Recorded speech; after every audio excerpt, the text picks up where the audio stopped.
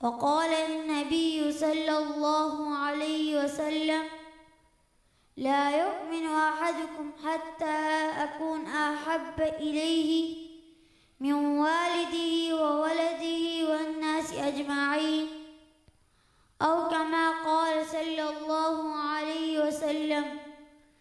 جس کے دل میں عشق محبوب خدا حاصل نہیں، جس کے دل میں عشق محبوب خدا حاصل نہیں، لاکھوں مومن ہوں مگر ایمان میں وہ کامل نہیں. محترم علماء کرام اور میرے عزیز وقار ساتھیوں، السلام علیکم ورحمۃ اللہ وبرکاتہ.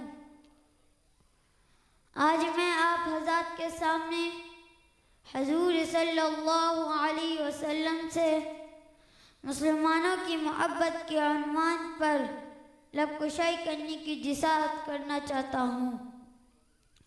سامعین محترم، اللہ تعالیٰ کی عبادت کے لیے ضروری ہے کہ اللہ تعالیٰ کی محبت و عظمت دل و دماغ میں پیوست ہو.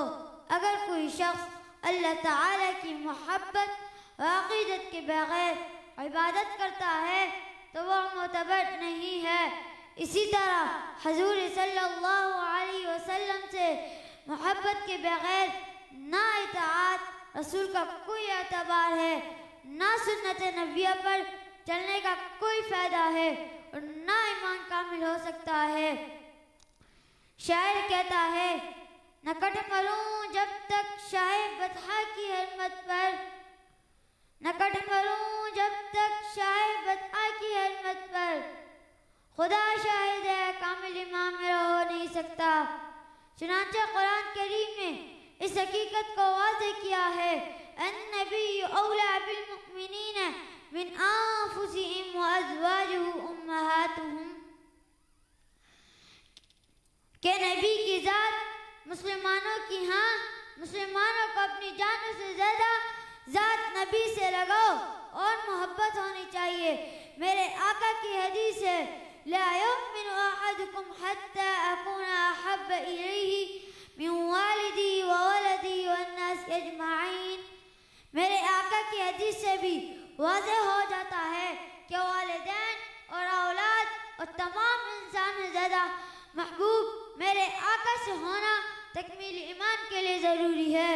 اس حدیث کی تائید حضرت عمر فاروق رضی اللہ تعالی عنہ نے فرمایا، یا رسول اللہ، آپ مجھے اپنے والدین اور اولاد اور تمام انسان سے زیادہ محبوب میرے اگر اپنی جان سے پیارے کس طرح ہوں گے؟